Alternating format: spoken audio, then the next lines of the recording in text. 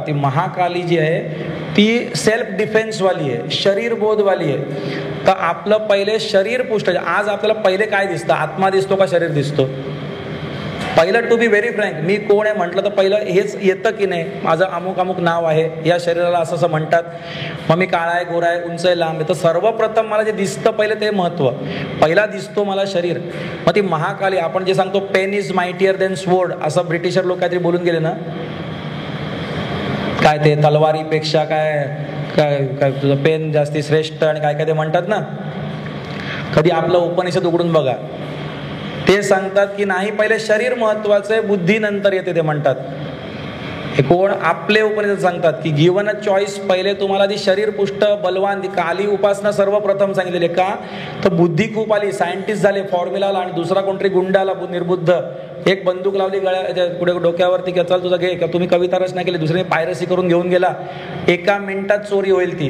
तो बुद्धिजीव फक्त कामाचा नाही, त्याच्याबरोबर तो शरीराने, म्हणजे नॉट एस फिजिकल शरीर, ती बंदूक कशाने, तू बलवान असायला आवश्यक आहे.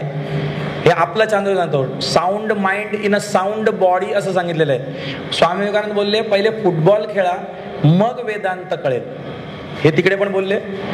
तेच आपल्या छांदोग्य उपनिषदमध्ये अन्नमयमी सौम्य मन आरुणी उद्दालकने श्वेतकेतूला, त्याच्या शिष्याला हेच सांगतात की तू 15 दिवस उपाशी राहून बघ आणि मग मला काय होतं सांग.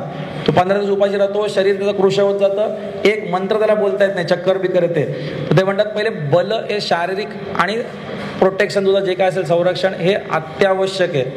काली उपासना प्रथम उपासना, याच्यातली प्रथम चरित्रच कालीचं आहे. का आता समजलं?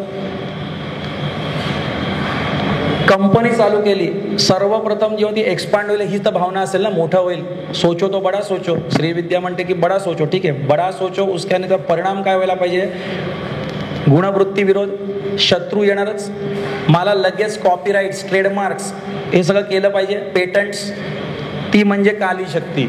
एवढी बुद्धी फक्त येणं की मला प्रोटेक्ट आधी करून ठेवायचं आहे, आधी तलवारीने नाही, आधी लिगल प्रोटेक्शन. थोडी अजून माझी संस्था वाढेल, वॉचमॅन ठेवायला लागतात की नाही. जेव्हा यज्ञ करायचं होतं, ऋषीमुनींना श्रीरामाला सांगितलं की राम आणि लक्ष्मण तुम्ही या, आणि तिकडे तो धनुष्यबाण मारत, राक्षस येत आहेत. To do non violent things you need to have violent people around you.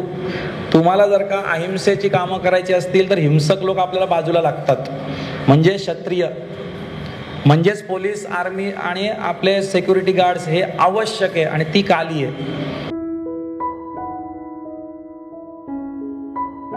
लाखों लोगों में आमूलाग्र परिवर्तन लाने वाले इस अमूल्य ज्ञान को सुनने के लिए अंतरयोग के YouTube चैनल को जरूर सब्सक्राइब करें और बेल आइकन दबाएं।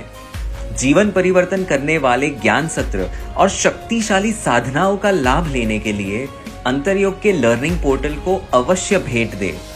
चलिए हम सब ज्ञान के महासागर, क्रांतिकारी महानायक आचार्य उपेंद्र जी के साथ मिलकर अपने भारतवर्ष को एक स्वस्थ, समृद्ध और आध्यात्मिक राष्ट्र बनाते हैं। जय हिंद।